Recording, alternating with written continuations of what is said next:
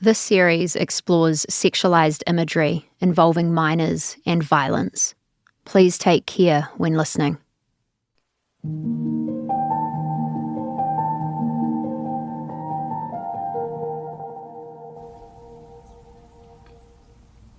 Can we start from the beginning? How did this all start for you? So I can go back into it. I remember somehow all these pictures from my Instagram, my Visco, were all on this website. There was one picture of me in a bathing suit. Well, it was me in a bathing suit in one of my friend's backyards, and I didn't have a bathing suit on anymore. And it was just me naked. Well, not me, but me with someone else's body parts on my body parts. It was just boobs and body parts. Completely nude, that looked so much like my own body. There were so many different pictures from my social media on essentially a porn website. I was just trying to figure out exactly where is this coming from? How are they finding my stuff? I didn't let people follow me that I didn't know, so it was always in the back of my head oh, it's someone that I know. But how do you find out who that someone is when you know so many people from school, soccer, all of these things? Did you ever have any suspicions as to who it was back then? No. Not at all. It was always why is this happening? Who is this?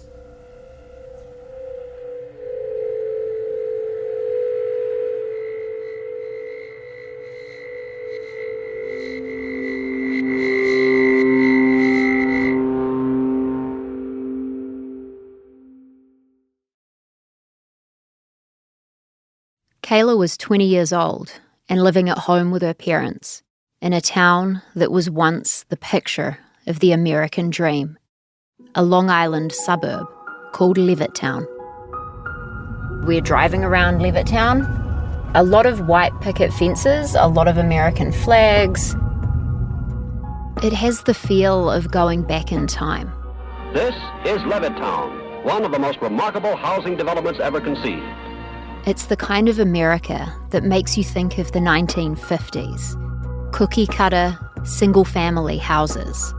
Like someone hit Control-C on the ideal suburban house and then pasted it over and over on street after street. The idea that came to a man named Bill Levitt was this. Why not apply to the building of houses the same principles that have brought other American industries to their unexcelled peaks of efficiency and service? Levittown was built for veterans returning from World War II as the picture of white suburbia, perfect houses, manicured lawns. Dotted here and there throughout the huge area are shopping centers where every type of product or service is readily available. Shoe stores, five and dimes, department stores. Today, we often talk about the future as digital. Algorithms and codes as the architecture of our lives. But back then, Levittown was the imagined future. It just feels quite suburban and safe. It feels like the kind of place that nothing really happens around here. And yet, underneath the facade of perfect order, it's here I found a story unfolding of a group of women faced with a new reality none of them wanted. A technological reality spinning out of control. It's this is not the setting for a horror movie, and that's exactly what played out. But this isn't your average horror story. The kind where a group of teens are hunted down until there's only one left standing. In this story, they flip the script, band together and fight back, alongside some unexpected global allies, forcing law enforcement and tech companies to sit up and take notice.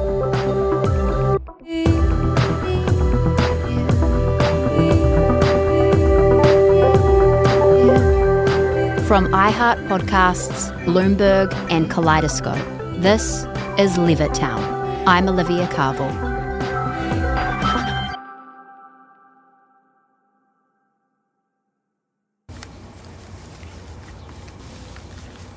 Over the summer, our producer Julia Nutter and I made the drive out to Long Island to meet Kayla at her family home. I can hear music. How are you? So nice to see you again. It's good nice to see you too. How are you feeling? I'm good. Let me just do a quick levels check. Oh, do you want me to put the bird in another room? I didn't even hear the bird. Oh my god, the bird. Yeah. Kayla's like a firecracker. She's small but loud, with brightly coloured hair. Every time I've seen her, her hair is a different colour. She's covered in tattoos and piercings. I was like, What kind of bird is that? A parakeet. So he likes to talk to himself a lot. Do you feel comfortable showing us where you were when you discovered the website, when you were showing it? Yeah. It's a little messy. Kayla's 24 now. When we visited her, she was living in the same house she grew up in. Well, I see all your plants, and it is great. This is, as you can tell, I love my books. In high school, Kayla was an elite athlete and a girl who moved easily between friend groups. People make it seem like there's either the popular group or, so-called nerds. I would like to say I was in the middle of it because I hung out with a lot of the sports people who were considered popular, but I had my friends who we would just sit around and play video games, hang out, do funny things, and make videos of us doing stupid little things.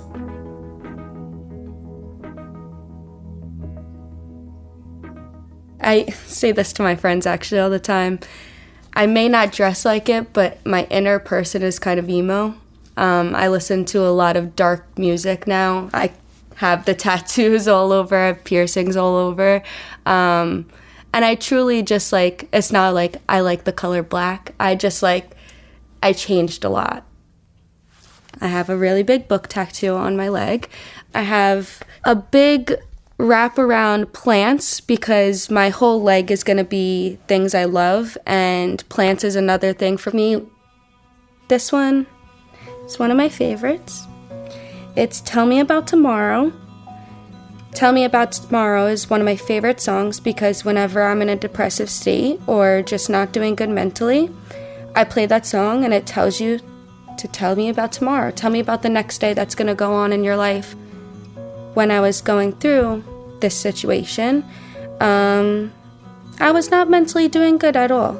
And it told me you will have tomorrow, and you can have tomorrow.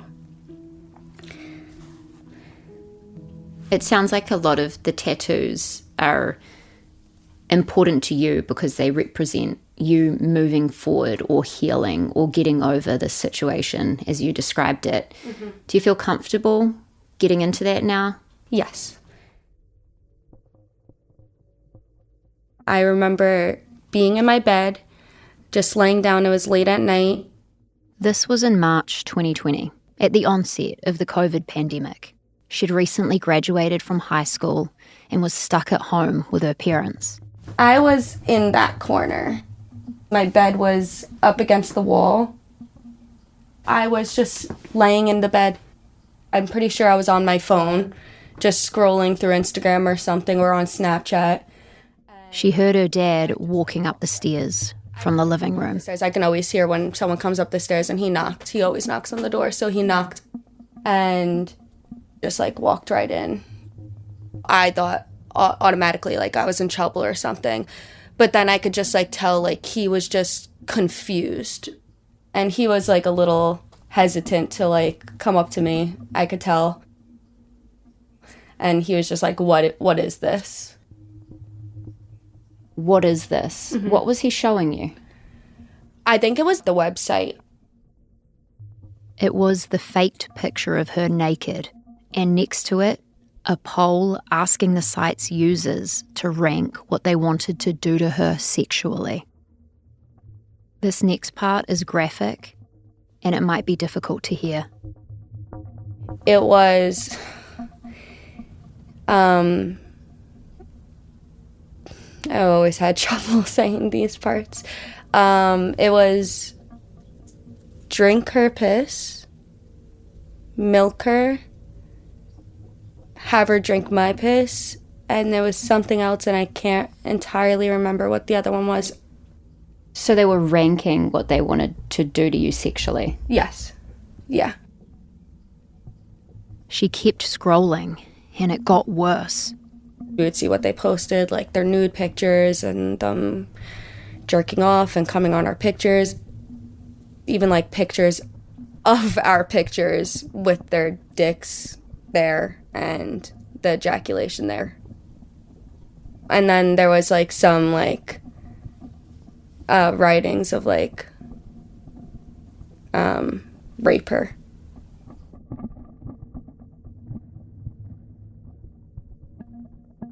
My dad was very confused. He asked me what this was and how did it get up there, and I did not know because I've never seen it before, which I obviously told him.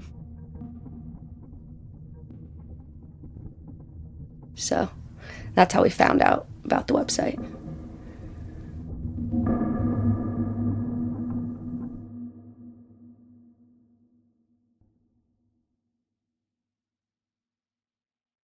Kayla says her dad is a big guy, big personality like her, loud laugh. Back then, he was a police officer, a beat cop, really, for the Nassau County Police Department. He didn't want to talk to us for this podcast, but Kayla says he's really protective of his kids, which means he regularly Googles their names, searching the internet for anything related to them. For me specifically, I was playing soccer competitively, so when I was, going to college and playing soccer, then he just got nervous. Like, when they search things, he doesn't want them to see things are wrong or, like exactly what we found. When he shows you the phone, what is the photograph on the phone that you're looking at? The specific photo that you first see? I'm almost positive it was the one with the bikini taken off my body. And it was just me naked. Well, not me, but me with someone else's body parts on my body parts that looked exactly like my own. Was there ever a moment, even a split-second moment, that you thought it was you naked? Yes. I definitely, at first, I was like, oh my God, that's me. How did they get that? But then I was like, no, that's in my friend's backyard. I was obviously wearing a bikini, and I remember the bikini. It was a blue one, and it was mesh a little bit, so that's why I would think it was so easy for them to completely alter the picture. But I just, instantly was like, whoa, how did they get that picture of me? I never took a picture like that. It was frightening how exact it looked. The website it was on was called comeonprintedpics.com, and it encouraged its members to do exactly what that title implies: to print out photos of girls and young women and masturbate to them, and then to post a photo of the user's erection or ejaculation on top of that image. This is a practice they called tributing. To have to see my dad find all that and I don't know, just not understanding what's going on. I didn't even know anything was going on, and then my dad just coming in and seeing all that, it's nobody wants to see that, but like to have your dad see that, that's like not even uncomfortable. Like that's not even a word for it, but just like unimaginable.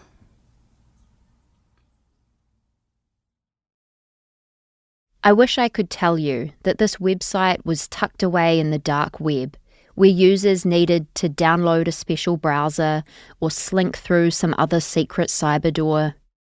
But it wasn't. It was just out, in the open. Kayla was out in the open too. Postings on the site included her real name, which is how her dad found it. Sometimes the images posted to the website were actual, unaltered photos, revenge porn type stuff. But often, the original photos were taken from innocent social media posts, like Kayla's. And then the site's users turned those images into non-consensual pornography, often with underage subjects. This type of photo manipulation was new to Kayla, but it wasn't new to me. I'd been starting to see more of it. Over the past few years, I've been reporting on big tech and social media platforms, what they're doing or not doing to prevent harm to kids, what guardrails they're putting up to stop exactly this kind of thing from happening. And images like these were starting to multiply with shocking speed, alongside the rise of artificial intelligence. I kept hearing more and more about the dark side of this new technology, about deepfakes. Altered videos online, known as deepfakes. The rise of deepfakes. Computer-generated videos known as deepfakes. Deepfake videos make people appear to say things they never did or never would. It's getting harder and harder to trust our eyes and ears. When I first heard about the Levittown case, I knew the reporting was going to take me to some uncomfortable but important places. From the rise of generative AI to the explosion of deepfakes, to child sexual abuse material online. I also knew that it was going to be really hard to find the victims and dive into this website on my own. So I turned to my colleague for help, Margie Murphy. She's a technology reporter at Bloomberg. At the time, I remember I was reporting on this new generative AI tool that people were using to create child sexual abuse material. I typically write about people who hide on the fringes of the internet, like teenage hackers extorting global businesses, or cybercriminals using AI to scam people. Not that long ago, when I started on this beat, deepfakes weren't that easy to make, and kind of always had a tell. If you looked at them long enough, you would notice something was off. Yet they caught your attention. With AI, there's been so much innovation. But in the last few years, there have been rapid breakthroughs in machine learning. Amazon investing up to $4 billion in startup Anthropic as it looks to... Microsoft reportedly investing $10 billion in OpenAI. And truly hundreds of millions of dollars has flowed into image-generating software powered by AI. Microsoft, Amazon, you name it. They're all actively investing in young AI startups because they're trying to... That has made it a lot cheaper and easier to make convincing photos or videos of pretty much anything you can think of. Now, there are billions upon billions of deepfake images out there. And this probably won't surprise you, but the vast, vast majority, by one estimate more than 90% of all deepfake imagery, is pornographic. Typically, people who have had their image turned into porn have not consented to having their faces, bodies, or voices morphed in this way. A lot of people don't even know that these images of themselves exist. But as Olivia and I learned, Kayla's dad had found this website in a regular search of her name. And now he and Kayla knew it was there.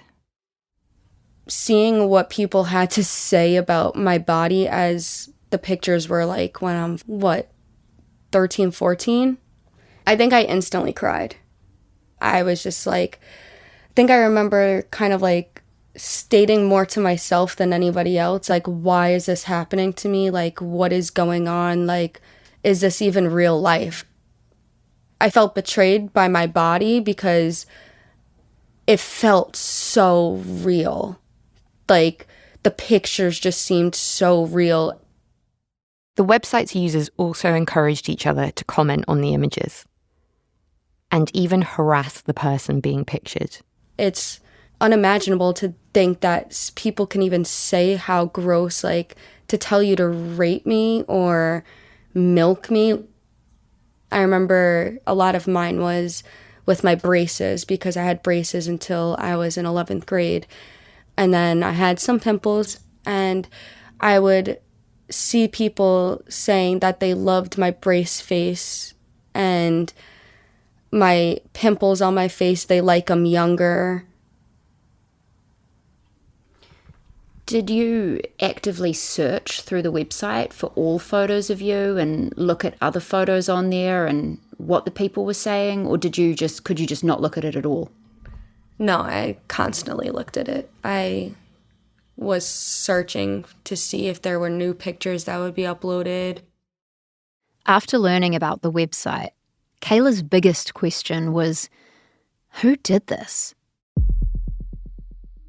Who went through the trouble of scraping her pictures from social media, editing them to make her look naked, and then posting them on this site, asking others to harass her?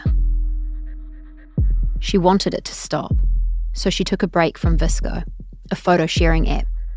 Because I started to notice that was the main place that they took my pictures from. I mean, for you can't unsee that. That's your body, and that's someone putting it out there naked on this website. How do you survive and how do you cope? I quite literally just put it in the back of my head and moved on and just did not think about it, tried not to think about it. We are still on lockdown, so I was stuck with my thoughts a lot, but I was also stuck with my family. We all kind of just put it in the back of our heads and essentially basically pretended that it never happened. Kayla didn't tell anyone about it, not even her friends, though her father reached out to his colleagues at the Nassau County Police Department. He wanted to know, what could they do to help Kayla? My dad did seek advice to his buddies at work. He did ask if there was anything that they could do, but his buddies really didn't know how to go about it because it's so hard to trace, like, those types of websites when they're all anonymous and they're essentially a porn website, so it's really hard to trace those back to the original owner or anything like that. Bear in mind, this was happening in 2020, when the term deepfakes wasn't as widespread or recognised as it is now. And there weren't any laws, federal or in New York State at this time, to prevent faked pornographic images of real people.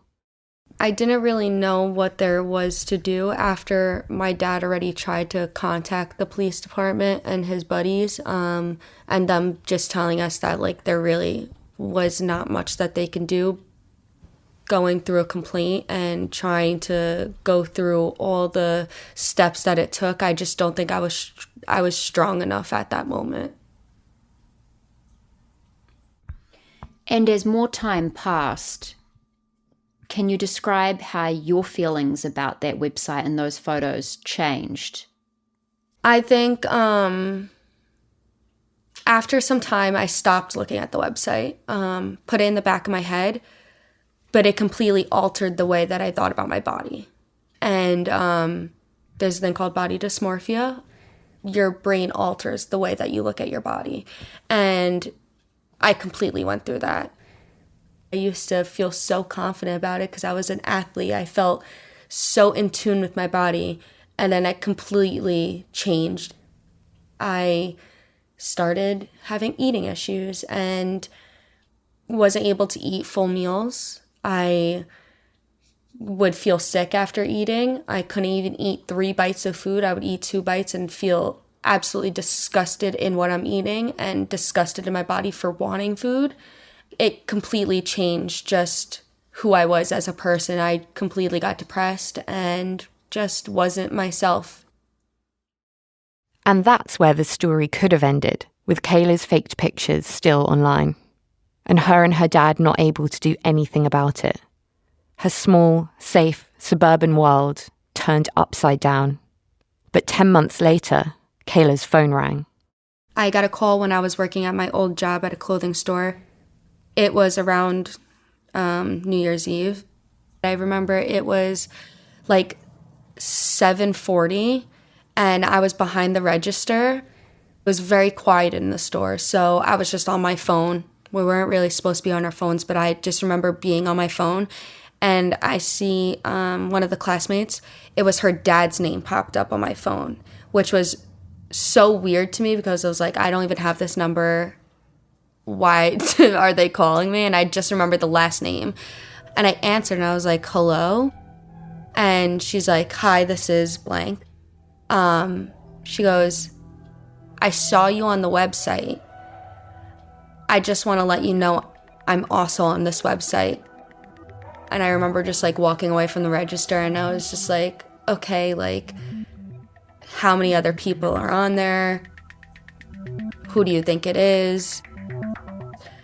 And that's when she said, I figured out who it was, I think.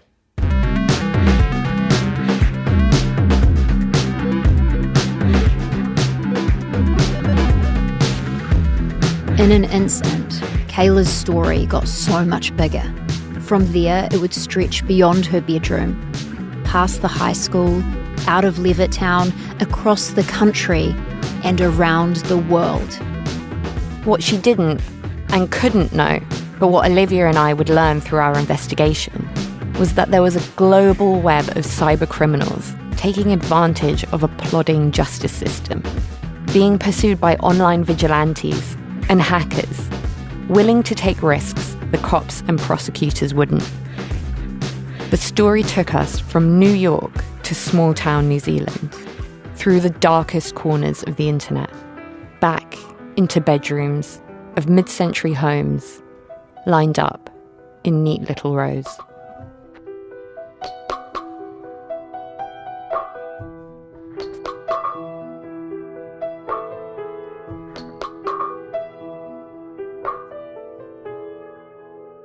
This season on Levittown. There are things you don't want to believe about your friends. You kind of think that the people in your circle are like, you put them on a pedestal. This individual was just out to ruin their lives for no reason. It was a very new type of crime where it was a gray area, per se. You have certain police officers that will wait for calls to come in and then they'll go and respond to those calls. I'm the person that will go and hunt people. They call it an arms race between law enforcement and technology. And it's just, we're losing. We are absolutely losing.